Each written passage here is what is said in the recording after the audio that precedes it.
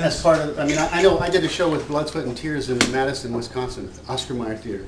And I come out on stage. There's so much in one sentence right there. It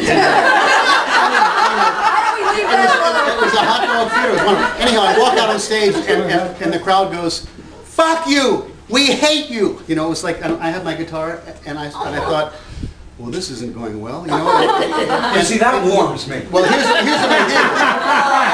did. You take whatever they're doing, and I said, "Fuck you, we hate you," and they're booing, and I said, you know what, a bunch of candy asses. I started from Los Angeles. When we hate somebody, we let them know it. I said, this is probably like sunshine. If you guys hate me, let's hear it. Let's hear it. And I made them boo me for like 5 minutes until they turned into applause and laughed, and I did my show. You know, so I mean, you use whatever comes at you. Yeah, but it's very hard internationally not to be condescending. It's also a little bit different than a comedy show than a it's delicate, because if you're going to play it off of them, I mean, you don't even know, I don't even know where those limits are.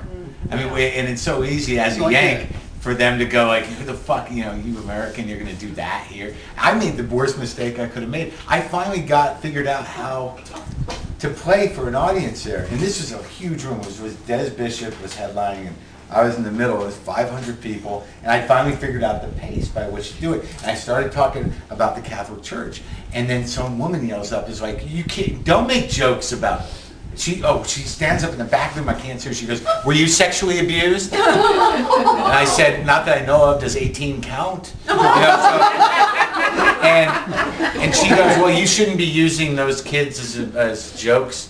And I said, "I'm not. It was about the church." She goes, "Well, I'm an ex-nun." And I'm like, "You gotta be fucking kidding me." My last night in Ireland, you know, I'm getting heckled by an ex-nun. You know, and I'm having to deal with her, but everyone's annoyed and on my side, and you know, and then like I think I said, like, she got kicked out. Well, but it became electric because it was really happening. And then I said, I remember what I said about God, but I said, wouldn't it be interesting if I left the UK, you know, a Catholic? And I was in Ireland. And saying you're in the UK is the biggest no-no you can do.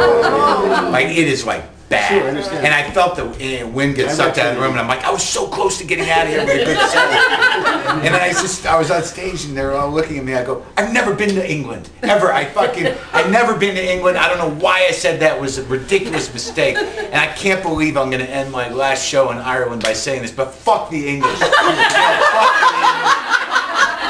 English. And they all were like, oh! It's not fair to generalize, because I mean, it's an incredible. But you do use what's real. That's the best thing. I just got what's stuck. real. Yeah. And also, like I said, those festival things, they're just tough gigs no matter where you are, you know. Oh, right. But I was working in Belfast, and I was, you know, I know nothing about Belfast other than what you guys, less than what you guys know, but I had all those same things. And I let it throw me. I let my anticipation of the place and the country throw me. And partially because as I was checking into the hotel down the street from the venue, the guy behind the desk was like, you know, he's doing the paperwork, you know, and he goes, then he turns around and he goes, for the key, he goes, is this your first time working the Empire here? And I said, yes, it is. And he goes, and hands me the key, and I let it get to me, and so I was pulled back the whole time, and then Andrew Maxwell went on, absolutely destroyed the thing, and I went, and in like 2 minutes I was like, oh, that's how you do this, right? And then the next time I went back with a whole different way of doing it, and it was like, you know, a dream. But little things like that, being at a festival, there's so many distractions, all these little things where, you know, and it's also a weird group. It's not necessarily a like-minded group at a festival. Not a performance venue festival. They're created just to fuck with the entertainers. And quite frankly, in Ireland and in Scotland, they do not blow enough smoke up my ass. I hate when that doesn't happen. I hate when they don't, you know, meet my needs. I'm like, hey, that was a great show, really good. A lot of stiff upper lip shit. I'm a Jew. I'm not built to handle it. I'm needy. I want some love. At least lie to me. You know, self-awareness is not where you stop. Where do I stop? You move past. Self-awareness is the beginning. Oh, that's and you actually go and fix the bedrock of change. Supposed to fix it? Then what happened? Anybody else have any questions? Marla. I have a question. Given the status of Colbert and Jon Stewart, have you guys noticed that comedians are getting more respect?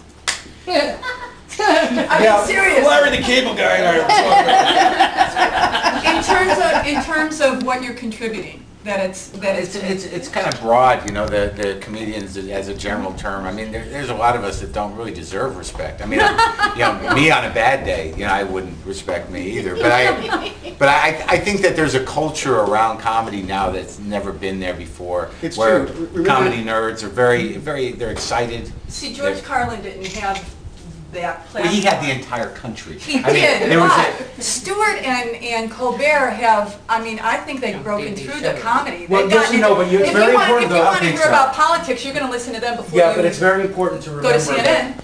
It's very important to remember that the numbers are That's powerful. But the numbers are not absolutes. I mean, if you take Jon Stewart's audience and Colbert's audience and combine them, it doesn't even come close to the blue-collar comedy guy's audience. Or 2.5 So it's a men. very, very small segment of the population. Yeah. But I think that what you're asking about is sort of a similar thing to this, that there is definitely, comedy's a little bit more on the bubble. There's younger crowds are starting to get interested in it, probably because they can see a lot more of it on the internet, find people that speak more to them, what have you. I don't know, I'm conjecturing, That's but true. there's a little bit of a bubble. And really what we have, I think, right now are all the same ingredients that fueled the comedy boom of the 80s. Yes. But it's going to look very different. Except there were, that when Carlin was Really? around. He didn't have that. Yeah, but he had the world. Yeah, The but reason he he was. just- He had political Flip Wilson platform. and he. I mean, really? Yeah, but you had 3 TV These networks. guys brought in Obama.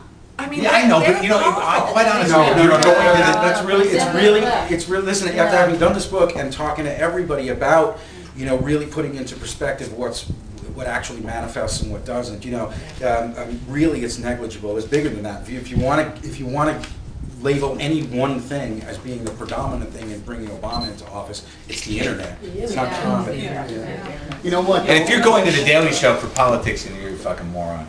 You know what, though? I mean, it's like- isn't that what we've been reading about both of those guys? No, I know, but it's like, it's such a misnomer. I like, See, I disagree with you, I'm sorry. No, I mean, I don't go to if CNN. you're getting your politics from Let me tell you something. 22 minutes of a news satire show on television, that's your political resource? You know what? Wait. George Carlin I think politicized that it. it gets to the Absolutely. point, if you're looking at the major networks, No, I'm just saying, in the age of information, I'm if that's talking where you're about on going. television. Okay, I so think now that it's the television. major- But well, she was in the sense of talking respect and comedians. And remember, in the late 60s, I didn't early do it. 70s, No. comics. I mean, when they went on in front of rock bands, they didn't do that well. I mean, they didn't have the kind of.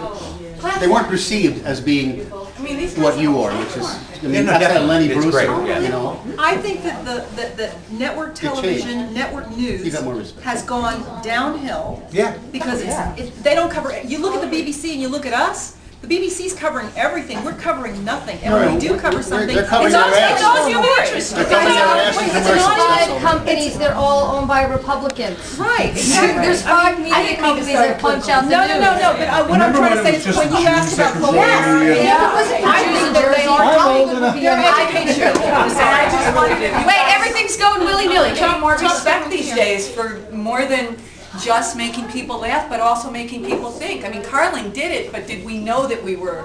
Yeah, I think you do. Lenny Bruce, we knew. Yeah, we you knew knew. what we were getting. As many. Yeah. Yes. You think? More so, right? And you had to speak them out. But having said that though, what is remarkable, and you write about this, it's just important to remember the perspective, but it is remarkable that a show like Bill Maher is as popular as it is, at the same time that a show like Colbert is as popular as it is, and Daily Show is as popular as it is, and you know, so many websites are doing a lot of stuff that's very satirical in nature. That is remarkable, and it does really speak to is. something, Yeah. but not numbers. Yeah. All right, I The can hear. difference that I see between the Daily Show and Colbert is that they're current day by day, and everybody else was HBO and recorded and watched by millions. Actually, Paul Krasner speaks in Satiristas about that 24-hour news cycle that makes it real, that really changes changed satires. It's impossible.